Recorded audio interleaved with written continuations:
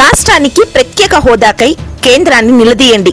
NDA కూటమి ప్రభుత్వం మునిగిపోయే నావా అంటూ తెలియజేశారు రాష్ట్ర మాజీ మంత్రి సాకే శైలజనాథ్. రాష్ట్రానికి ప్రత్యేక హోదాకై ముఖ్యమంత్రి చంద్రబాబు కేంద్రాన్ని, ప్రధాని నరేంద్ర మోడీని నిలదీయాలని రాష్ట్ర మాజీ మంత్రి సాకే శైలజనాథ్ డిమాండ్ చేశారు.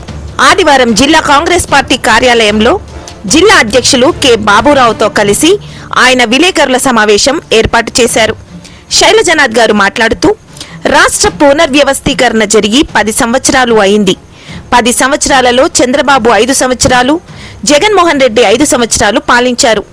ఇద్దరు రాష్ట్రాన్ని అభివృద్ధి చేస్తామని హామీ ఇచ్చి, రాజ్యాంగబద్ధంగా ఉంటామని, రాజ్యాంగాన్ని పరిరక్షిస్తామని అధికారంలోనికి వచ్చి 10 సంవత్సరాలు గడిపేశారు. ఇద్దరు పెద్ద పెద్ద హామీలు ఇచ్చారు, కానీ ప్రత్యేక హోదా సాధించలేకపోయారు.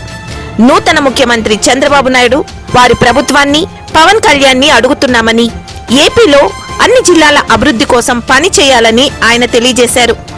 ఏపీకి పూర్వ రాజధానిగా ఉన్న కర్నూలు జిల్లా అభివృద్ధి గురించి ఆలోచించాలని, గుండ్రేవుల, తుంగభద్ర డ్యాంల నిర్మాణాలు ఏమయ్యాయని ఆయన ప్రశ్నించారు. హైకోర్టు బెంచి ఏమైంది? స్టీల్ ఫ్యాక్టరీ ఏమైంది?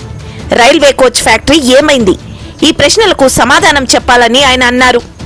మోడీకి సాష్టాంగ నమస్కారాలు చేసేవారు రాష్ట్ర ప్రజల గురించి ఆలోచించలేరన్నారు.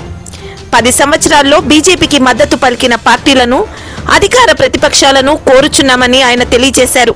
బీజేపీ ప్రత్యేక హోదా ముగిసిన అధ్యాయం అని చెప్పారని ఆయన గుర్తు చేశారు. చంద్రబాబు, పవన్ కళ్యాణ్ కూటమి ప్రభుత్వం అని చెప్పుకుంటున్నారని, మీరు రాష్ట్రానికి ప్రత్యేక హోదా సాధించాలని ఆయన అన్నారు. మోడీకి భయపడి పని చేయాల్సిన అవసరం లేదని, మీ ఎంపీలతో సహాయ నిరాకరణ ప్రకటించాలని ఆయన సలహా ఇచ్చారు. మోడీ ప్రభుత్వం దిగివచ్చి రాష్ట్రానికి ప్రత్యేక హోదా ఇస్తుందని, ఉద్యోగాలు, పరిశ్రమలు రావాలన్నా ప్రత్యేక హోదా రావాలని ఆయన అన్నారు. మేము అడుగుతున్నాం కదా, వస్తే అమలు చేయాలి. అసలు మీకు ఇక్కడ రహస్యం చెప్పాల్సింది అంటే అందరూ మోసం చేసింది. ఇక్కడ ఆంధ్రప్రదేశ్ రాష్ట్రానికి ప్రత్యేక తరగతి హోదా ఇవ్వబడింది. క్యాబినెట్ అప్రూవల్ చేసింది. ఆ రోజున పంపిస్తే, ప్లానింగ్ కమిషన్ పంపిస్తే, ఆ తర్వాత దాన్ని రద్దు చేసి ఆఖరి నీతి ఆయోగం పెట్టుకొని మోసం చేస్తే ఇలా చప్పర్లు కొట్టారు. 2 పాయింట్లు దాంట్లో ఒకటి 5 మండలాల్ని కలిపేది ఒకటి, ఆ తర్వాత ఈ ప్రత్యేక హోదా ఒకటి. అందుకే మేమే డిమాండ్ చేస్తా ఉన్నాం. ఈ రాష్ట్రంలో భారతీయ జనతా పార్టీకి ఆ పక్క ఈ పక్క నిలబడే ఉన్న రాజకీయ పార్టీలు, అధికార పక్షం కానీ ప్రతిపక్షం కానీ పనిచేస్తా ఉన్నాయి. ఒకే శిబిరంలో పనిచేస్తా ఉన్నాయి, ఒకే అజెండాతో పనిచేస్తా ఉన్నాయి.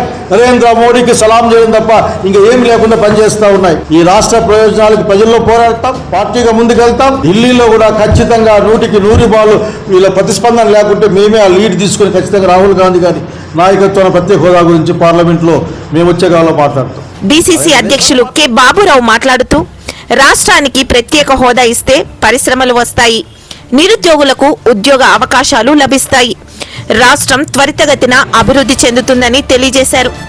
అనంతరం విలేకరులకు కొత్త బట్టలు పంపిణీ చేశారు.